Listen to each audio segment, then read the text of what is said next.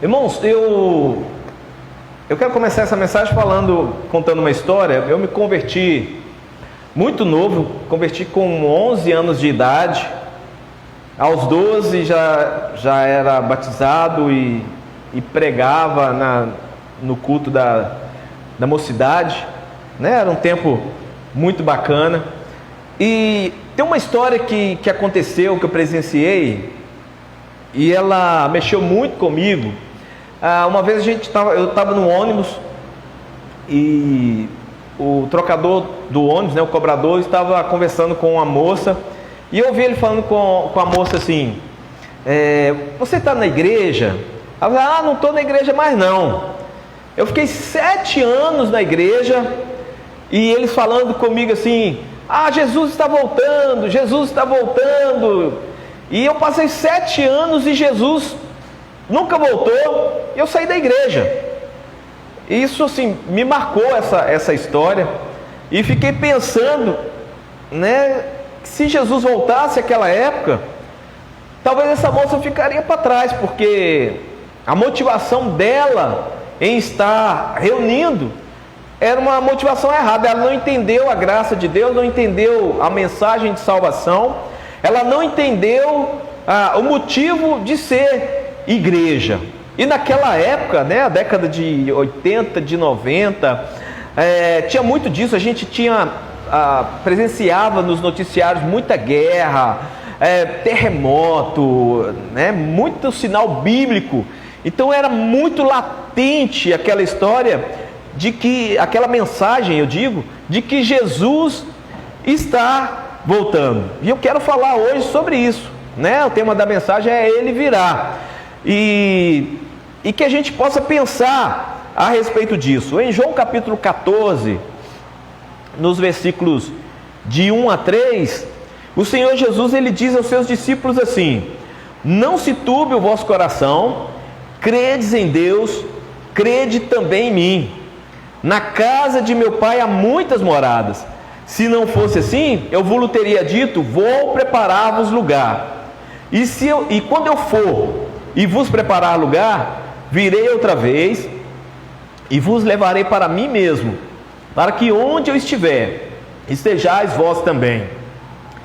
Essas palavras, elas são promessas de esperança e conforto para os discípulos de Jesus. Ele havia falado isso uma noite antes da sua crucificação. Ele havia informado aos discípulos sobre a sua partida, que essa partida estava próxima. Ele avisou a Pedro sobre a sua negação: Pedro, você vai me negar, antes que o galo cante, você vai me negar 3 vezes. E toda essa conversa assim deixou os discípulos um tanto quanto ansiosos. Então é nesse contexto que o Cristo traz essas palavras de esperança, falando sobre a sua volta. Quando Jesus informa que está indo preparar um lugar, Ele está dizendo que os crentes do Senhor terão um lugar seguro e eterno com Ele. A morte de Jesus na cruz do Calvário nos abre o caminho para vivermos na presença de Deus. A promessa da volta de Jesus, ele é o alicerce da nossa esperança. Jesus voltará em poder e grande glória para estabelecer o seu reino para sempre. E quando ele diz assim: para que onde eu estiver, estejais vós também, esse é o resultado da sua promessa, que estaremos para sempre com Ele. Ser crente em Cristo é viver uma vida de relacionamento com o Senhor. Nós somos chamados para viver o presente, o aqui e o agora, sabendo que no futuro, ou seja, na eternidade, nós estaremos para sempre com Ele. Glória e aleluia por causa disso. Seguindo um pouco nessa sequência do texto de João 14, depois da promessa do Senhor Jesus, Ele foi traído, Ele foi preso, Ele foi julgado, Ele foi condenado a morrer na cruz do Calvário. Em todo culto de Santa Ceia a gente fala sobre isso. Ele ressuscitou ao terceiro dia. E aí, quando ele estava subindo aos céus, diante de aproximadamente 500 pessoas, 500 testemunhas, dois homens vestidos de branco, dois anjos apareceram, vendo aqueles discípulos que estavam olhando assim, meio tristes a ida do Senhor. Aí eles começam a dizer para aqueles discípulos assim: homens galileus, por que vocês estão olhando para o céu? Esse Jesus, que dentre vós foi recebido acima do céu, ele há de vir, assim como para o céu o viste ir. Pense comigo um pouco. Os discípulos de Jesus, eles largaram tudo para segui-lo. Eles abriram mão dos seus empregos, eles abriram mão da sua vida familiar, eles passaram 3 anos andando com ele, ouvindo os seus ensinamentos, vendo ele curar, vendo ele expulsar demônio, vendo ele trazer a mensagem de salvação, vendo ele orar às madrugadas no monte, Eles choraram pela morte do Senhor, eles se alegraram na ressurreição de Jesus, e agora ele estava indo embora, estava subindo aos céus, e como diz o escritor Lucas, quando a gente olha lá no original, ele estava subindo aos céus que é dele, os céus é de Jesus, e esses anjos agora dão esse recado valioso. É como se eles quisessem dizer assim: não fiquem aí parados, cumpram a missão, sejam firmes, pois quando ele voltar, ele quer encontrar vocês sendo fiéis. Anos mais tarde, o apóstolo João, ele tem uma visão a respeito do fim dos tempos, e ele escreve no livro de Apocalipse, dizendo assim que todo olho verá, até mesmo aqueles que até mesmo aqueles que o transpassaram. E agora eu quero voltar a usar a frase que é o título dessa mensagem, ele virá, Jesus ele está voltando. E a volta de Jesus, ela é mencionada 1845 vezes na Bíblia. Só no Novo Testamento ela é mencionada 318 vezes. Então a gente precisa ficar atentos a essa mensagem. Pode ser que Jesus volte hoje, essa noite. Pode ser que ele volte essa semana. Pode ser que ele volte esse mês. Pode ser que ele volte esse ano. Mas o que importa, o que a gente tem que ter guardado no coração, é que Jesus está voltando. A minha intenção com essa mensagem de hoje não é trazer terrorismo nas pessoas, não é deixar as pessoas assustadas igual a moça do início da história, não é fazer um terrorismo tipo assim: Jesus vem e você fica. Não, isso é uma coisa até assustadora, até meio baixa, Mas o que eu quero, ao falar sobre a vinda de Jesus, é alimentar a esperança de que um dia nós estaremos com Ele eternamente. Em 1 Tessalonicenses, no capítulo 4, e nos versículos 13 até o versículo 18, Paulo ele escreve o seguinte para a igreja: eu não quero, porém, irmãos, que sejais ignorantes acerca dos que já dormem, para que não vos entristeçais, como os demais que não têm esperança. Porque se cremos que Jesus morreu e ressuscitou, assim também aos que em Jesus dormem, Deus os tornará a trazer com Ele. Dizemos, pois, isto pela palavra do Senhor, que nós, veja bem a frase que o apóstolo usa, que nós, os que ficarmos vivos para a vinda do Senhor, não precederemos os que dormem, porque o mesmo Senhor descerá do céu com alarido, e com voz de arcanjo, e com a trombeta de Deus, e os que morreram em Cristo ressuscitarão primeiro.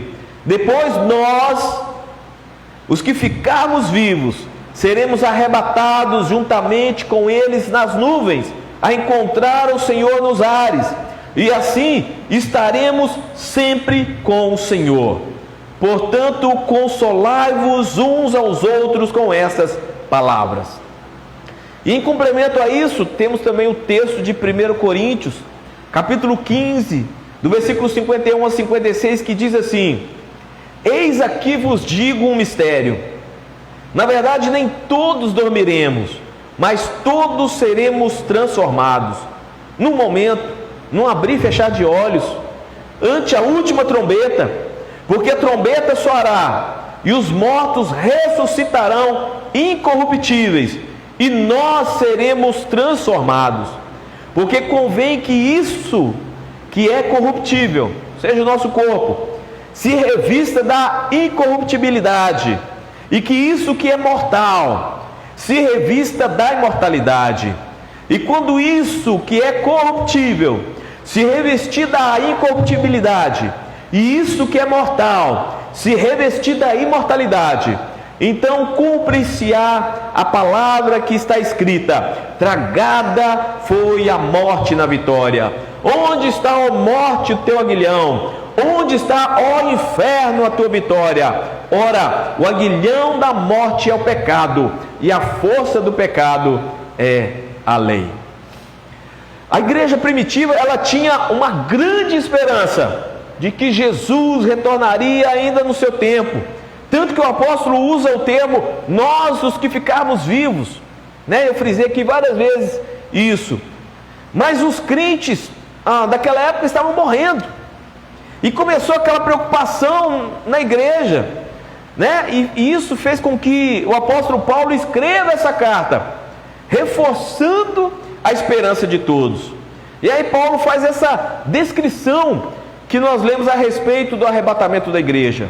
O mesmo Senhor descerá do céu, com alarido, com voz de arcanjo, com a trombeta de Deus, ou seja, toda a pompa de um rei, de uma majestade, quando caminhava pela cidade naquela época, né? E os que morreram em Cristo ressuscitarão primeiro.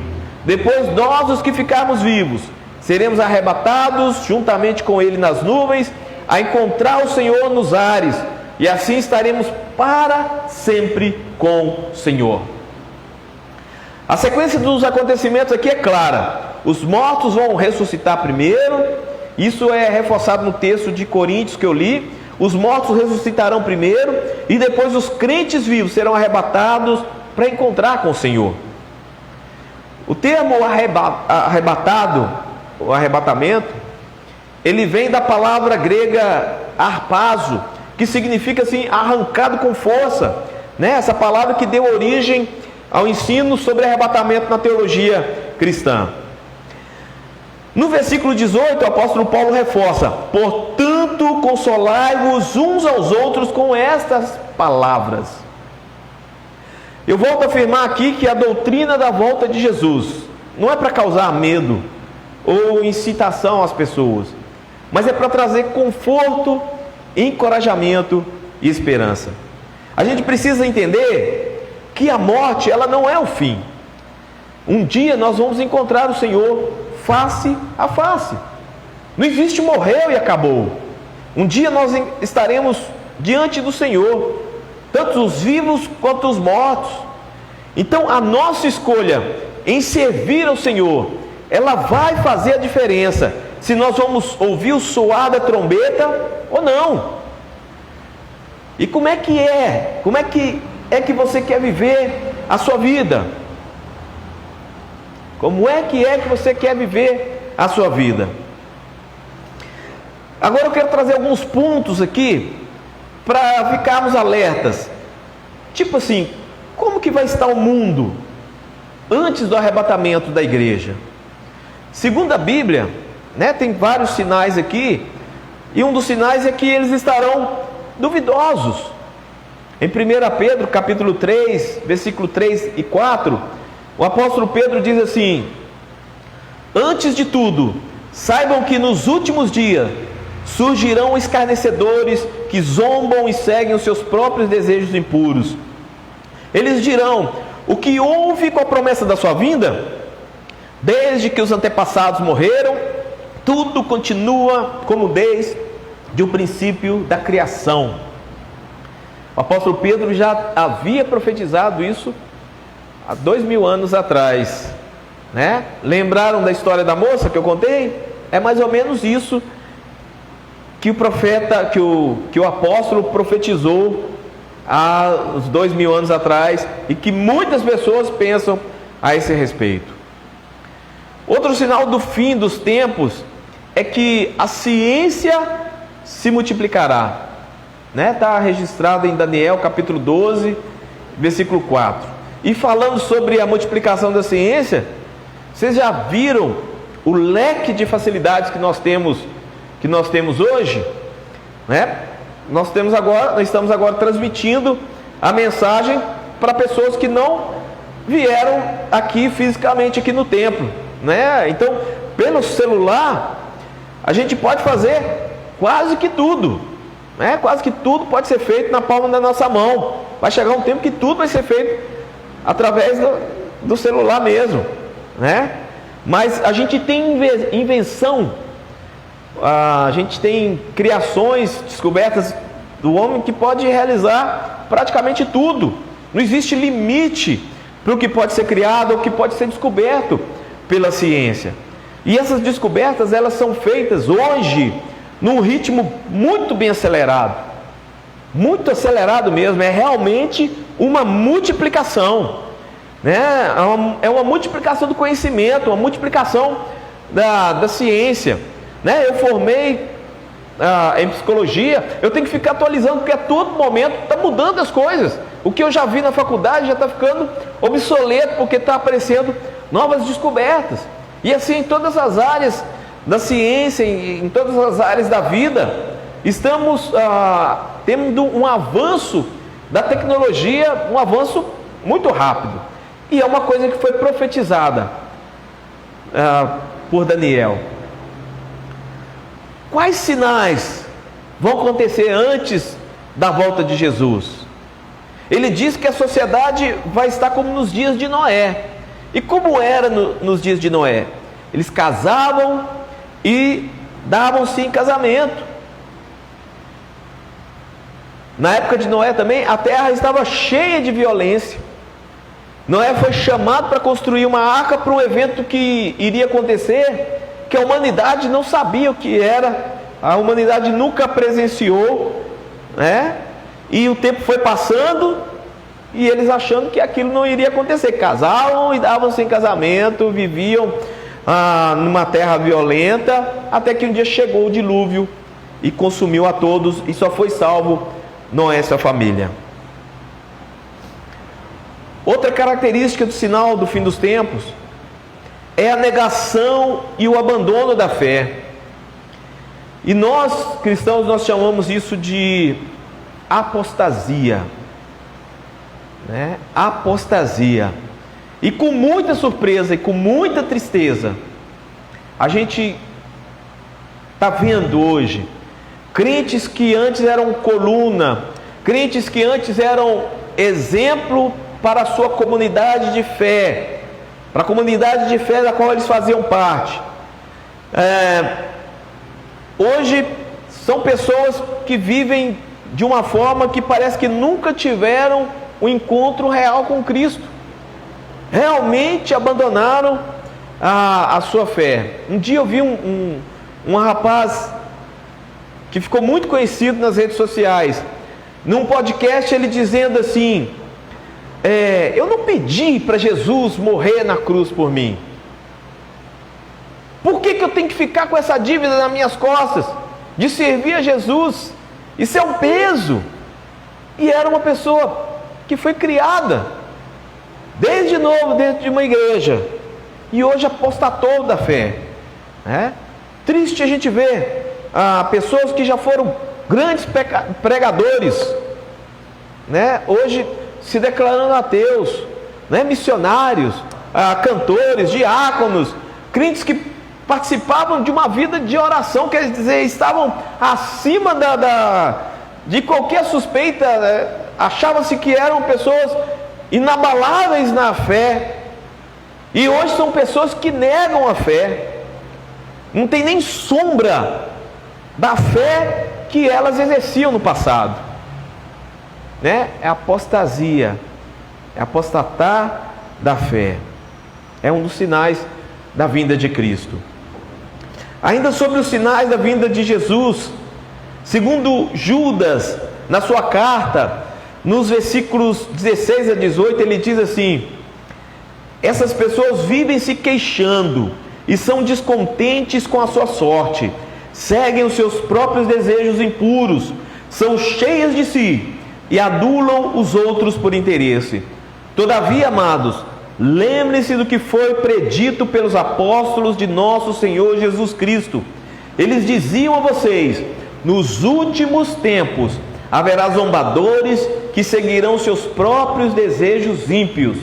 Resumindo o que Judas profetizou, os homens nos fins dos tempos serão egoístas e interesseiros.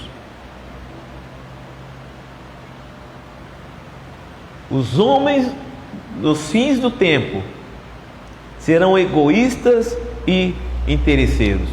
Alguém vê alguma semelhança com os dias de hoje? E a igreja? Quais são os sinais de uma igreja do fim dos tempos? Também não é um sinal nada bom, segundo o que consta na Bíblia. Como que vai estar a igreja nos fins do tempo? Mateus 24, versículo 12, o Senhor Jesus diz: o amor de muitos esfriará. O que a gente tem visto hoje? Né? Foi até nosso comentário na escola bíblica de hoje de manhã, né? Nós comentamos assuntos como esse, né? O que a gente tem visto hoje sobre o amor de muitos esfriará?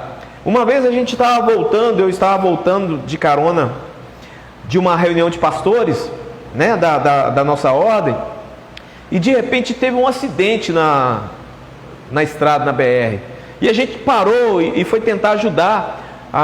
Uma das pessoas estava lá, uma senhora grávida, estava presa nas ferragens, e a gente foi tentar ajudar a tirar essa pessoa das ferragens do carro, e de repente aglomerou-se um monte de gente ao redor, e a gente está lá tentando abrir a porta, que a porta amassou, e o banco da frente pressionava ela, e assim, tinha umas 3 pessoas tentando fazer isso, e olha o meu físico para ver se eu aguento abrir uma porta amassada, né? Fazendo força na porta, e as outras pessoas que se aglomeraram, irmãos, estavam simplesmente com o celular filmando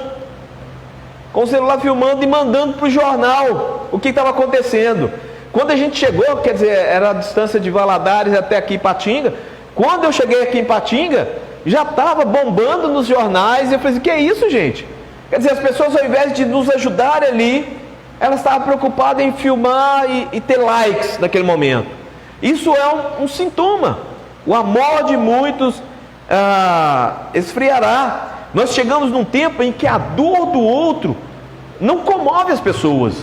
Chegamos a viver situações, às vezes, de ver um caminhão, assim como essa história que eu contei para vocês, o caminhão de carga tomba, o motorista fica preso ali na boleia, e 2, 3 pessoas tentando tirar esse motorista, e as outras pessoas preocupadas em saquear a carga, né? O caminhão tombou, então a carga está liberada. Não está liberada, é um roubo, né? Mas o amor esfriou. A pessoa está preocupada com a carga, não está preocupada com as vidas, né?